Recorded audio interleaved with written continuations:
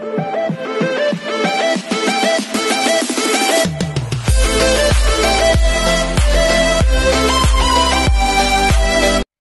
mo yun, may usok-usok. Hi everyone, this is KJ Vlogs, a Filipino reactor based here in Kiev, Saudi Arabia. And welcome back to my channel. Agad-agad gawa natin ito reaction video, ang Barda compilation. Pero doon muna tayo. Diba, naudlot na talaga kanina ang ating usapan for today's video na ang sabi ko talaga is something like, tingnan natin yung ginawa nating reaction video, kung ang analysis natin, ang analysis ninyo parehas sa ginawan ko ng reaction video kahapon. Doon nga sa pagsabay nila na pag-post na naman for today's video, sasabihin na naman nila, lahat sabihin na naman ng basher. Alam ko na yung mga basher, sabihin ng basher, KJ, lahat na lang talaga binibigyan mo ng Hechos Garbanzos. Kayo din naman na. Diba? Kayo din naman na. Diba? Diba? Kayo din naman for today's video. Ano sinasabi ni Judith na parang Aldab din ito? Nang parang Aldab for today's video. Sino bang sinasabihin mong Aldab kami na mga kulto? Diba?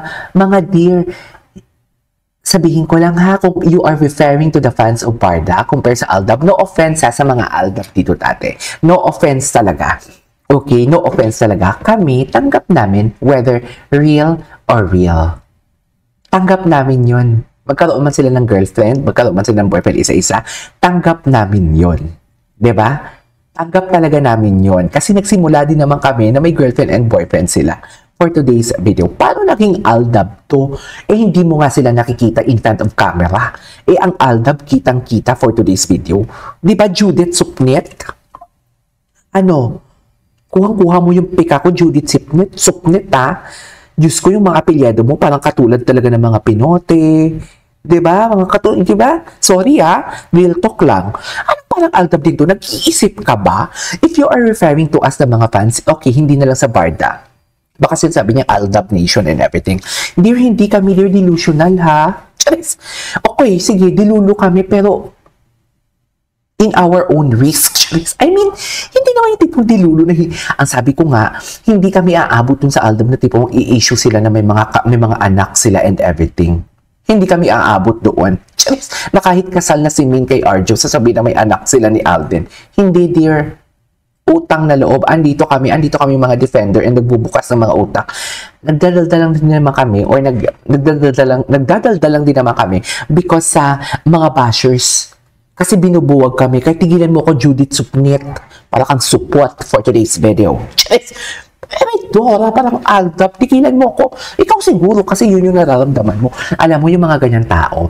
Yan. O, paano mo nalaman na parang Aldab yan? Kasi naramdaman mo. Kasi naging tanga-tangahan ka din sa Aldab, di ba? I mean, hindi naman tanga-tangahan ang tawag doon. Pero, hindi pong alam mo yung asang-asa. Pero kasi wala kaming inaasahan dito. Whether real or real, okay lang, go, carry. Basta walang maninira kay David. Walang maninira kay Barbie. Di ba? Kasi kung sisiraan yung sila at masisiraan ang pangalan nila, hindi na namin sila makikita. Kasi wala nang kumukuha ang endorsement eh. Wala na kumukuha ang advertisement. You know what I mean? Hindi mo yan naisip kasi bubonic eh. Di ba? Bubonic ka, bukas ka, Judith Supnet, hanapin kita ha. Bukas na nanawagan ako sa'yo, makipagtalakan ka sa akin. Dapat maging keyboard warrior ka doon sa aking live bukas. Ikaw ang topic ko bukas. Hanapin talaga kita. Piko na piko. Kasi dear, ikaw compare ba naman tayo sa Aldab? Sorry kung Aldab kayo before, no offense ha? No offense naman talaga. Pero kasi iba din naman iba talaga din yung Aldab kasi talaga. Sa totoo lang. Tsaka nakikita natin sila araw-araw sa camera. Ang Barda hindi naman natin nakikita araw-araw eh. Tsaka yung mga parinigan talaga. Hindi ko lang din alam talaga sa mga parinigan ng Aldab before ha. Pero ako kasi, ginawan ko ng analysis itong mga Barda na ito na mga parinigan nila and everything. Kasi, na-realize ko na nagpaparinigan talaga sila. Di ba? Aminin ninyo, andyan din kayo no, na nagpaparinigan nang inanalyze natin, di ba? Aminin ninyo yan. Di ba? Anyways, anong atake dito for today's video? Diyan lang kayo. Mamaya magdadaldal ako for today's video. Charis! Diyan lang kayo. Nung parang Aldo for today's video na ginagalit nyo ako. Wait lang, may tatapusin lang ako. Isi-search ko lang to. Isi-lista ko lang to pangalan ni Judith Supnet. Mamaya to sa akin. Charis! Hindi maka-move on for today's video. Diba? Diba? Hindi naka-move on talaga ako for today's video. Ito kay Judith Subtet for today's video. Anyways, magbabasa tayo. Lagi naman sila ganyan, low-key, cause both knew what they have is for kept talaga. Mamaya, magugulat na tayo kakasala. Ito na naman. Wag na tayo actually, yung statement niya, hindi naman siya sa nag-e-expect. Ang sabi niya, magugulat lang tayo. Pero walang, sana ikakasal na sila. Iba yung nag-e-expect eh. Diba? Pero who knows? Diba? Hindi natin alam ang takbo ng panahon sa panahon ngayon. Hindi ka natin alam na nakawan na tayo ng flood control, di ba? Malandi kayo. Charis, hindi nyo binabantayan dyan sa Pilipinas yung kaba ng bayan. Yan na nga lang talaga yung gagawin nyo eh. Pinagalitan. Anyways, hello po, Kuchi. Huwag mo i-follow si Pinote. Ay, hindi ko sila pina-follow forever. Jack Forever, lagi niya pinupost ang Barbie at Blake. Ay, hindi ko sila pina-follow, mami. Hindi, ini-stalk ko lang sila. Kaya nga, di ba, alam ko na, nasabi ko nga talaga, na trabaho pala talaga nila yan because nalaman kong trabaho nila yan because hindi lang pala yung Barda or Jebarson ang kanilang ginaganyan or hindi lang si David ang ginagawa nila ng kwento. Pati si Derek Ramsey and Ellen Adarna. So basically, okay, trabaho pala talaga nila yan. So kung yan yung trabaho nila talaga ng mga negative na mga gawa-gawang kwento sa mga artista, what more pa yung kay David? Na alam nila na malaki ang engagement kay David.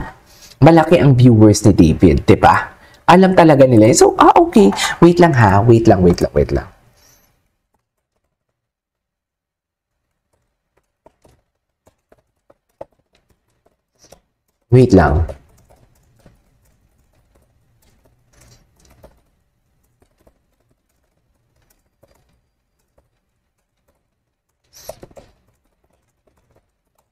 Diba? Sana nga ba tayo? Diba? Sabi ko nga, trabaho pala talaga nila yan. Kung iisipin mo ha, trabaho talaga nila yan. So, meaning to say talaga, pinag-aaralan nila bawat picture at gagawa ng kwento. Anyways, malandi ko at OACB. Tigilan mo naman ako, Ron. Itong si Ronald, matagal ko na tong inano eh. Ewan ko sa inyo. Anyways, nagde-drive-through date yan. Yung kadate niya kumuha ng photo. Ay, atake, hindi pa pwede si Kenzie. Alam ko naman na sinasabi niyo si Barbie ang kadate niya kasi about drive-through and everything. Pero, bigyan naman din naman natin ng benefit of the doubt. Hindi pa pwedeng si Kenzie. Kenzie ba o Kenji? Si Kenz? Hindi po pwede yon. Kasi may isang cup ng coffee dyan, katabi ng isang cup ng McDo. Hindi pa pwede si Kenz. Ayan na. Kayo, babasagin ko din kayo eh. Di ba? Kayo mga pro-barda kayo. OA din kayo sa OA. Sa totoo lang. Hindi naman most of you, pero iba sa inyo. Pero di ba? I mean, wag tayong mag-stick doon. Pero may mga possibilities, di ba? Ito yung sabi ko sa inyo, hindi natin alam ang takbo. Hindi natin alam ang takbo ng panahon. Di ba sinita ko to? Hindi naman sa sinita, pero sinabi ko ito na parang magugulat na lang tayo ikakasal na. Di ba? Pero hindi itong statement na to, hindi ito umaasa. Hindi ito nagiging dilulu. It's just that parang hindi natin alam yung possibilities. Okay? Hindi natin alam, oh my gosh, bakit di nyo matanggap? Hala, oh my gosh, bakit bobo ka? Charis! Oh my gosh, sino to si Marites Espinosa? Oh my God, Marites Espinosa, bakit bobo ka? Hala, bakit siya bobo, mami? Marites, bobo ka. Hala, bakit bobo siya? Wala na bang sustansya ang kinakain mo, mami? Diba, ang sabi nga natin dito, whether real or real, okay lang kami. Namin yun. Diba? Ang sabi nga ninyo, nag-holding hands and everything, tanggap namin yun. Pero hindi naman kunin sa amin yung mga analysis namin doon. Diba? Hindi porket nag-analyze kami, hindi namin tanggap. Siyempre, kung kayo, may sarili kayong, kahit hindi nga sinabi ni Barbie, diba? Na boyfriend niya, si Jameson, at hindi niya naman sinabi na may special something sila. Ang sinabi niya lang is friend si Jameson, pero ang pinapaniwalaan ninyo is boyfriend niya na based doon sa video na nakikita ninyo. Tinatanggap niyo yun, di ba? Pero huwag niyo naman sa amin tanggalin na kung ano nakikita namin sa video, binibigyan din namin ng analysis. Bakit gano'n? Kayo lang yung may freedom of speech. Marites Espinosa, bakit bobo ka? O loko, mapikon ka, wala kang platform. I mean, diba? Diba, wait lang. Oh my God, wait lang. OMG. Diba? Diba, Marites? OMG, nag-comment talaga ako. Anyways, sorry sa word ha, pero kailangan din natin talaga silang sampalin na mga ganyan-ganyan talaga. Ang naalala ko, gusto daw ni Barbie mag-date sa Carl while eating McDo. Parang sinabi din ni Barbie sa McDo talaga. Hindi ko nasama yan sa analysis ko. Ang galing mo dito, natatandaan nyo yan. Pasensya na kami sa dami ng tumatakbo sa utak ko talaga. Ang naalala, wait lang. Kaya pala ang caption ni chill lang. Pareho silang caption ni Ken's. Yan nga yung sinasabi ko. Yan nga yung sinasabi ko, walang may nagbago nang may tumunog na Jack B breakup siya ang sinisisi, tapos ngayon may tumunog na may girlfriend siya, tapos may Jameson, chill lang siya. Wala siyang pakialam. Wala siya, kasi walang nagbago. Okay, paano mo nasabi kasi walang nagbago? Ang caption niya ng Jack B, chill lang. Ang caption niya ngayon ng may Barson, tapos may girlfriend siya sa Siargao, nang punta siya ng Siargao, chill lang. Meaning to say, wala din nagbago. Walang may nagbago. Ganun pa din for today's video. Yun yung analysis ko doon. Siyempre si Marites Espinosa, hindi niya yan na hindi niya naisip kasi nga, 80-80 siya. Charis! Ewan ko sa inyo for today's video, Marites Espinosa, bakit 80-80 ka? Charis! Tapos, wala na akong sasabihin. Di ba? Kaya pala caption di ba, ang galing mo talaga, KJ, natural. Charis! Ang yabang ko sa part na yun. Natural, magaling ako. Para saan pa yung pagiging chismosa ko in content creator, di ba? Charis! Anyways, ituloy natin to ha. Hindi natin to tatantanan si Judith Suknit tsaka si Marites. Ang tsatsaka ng pangalan ha.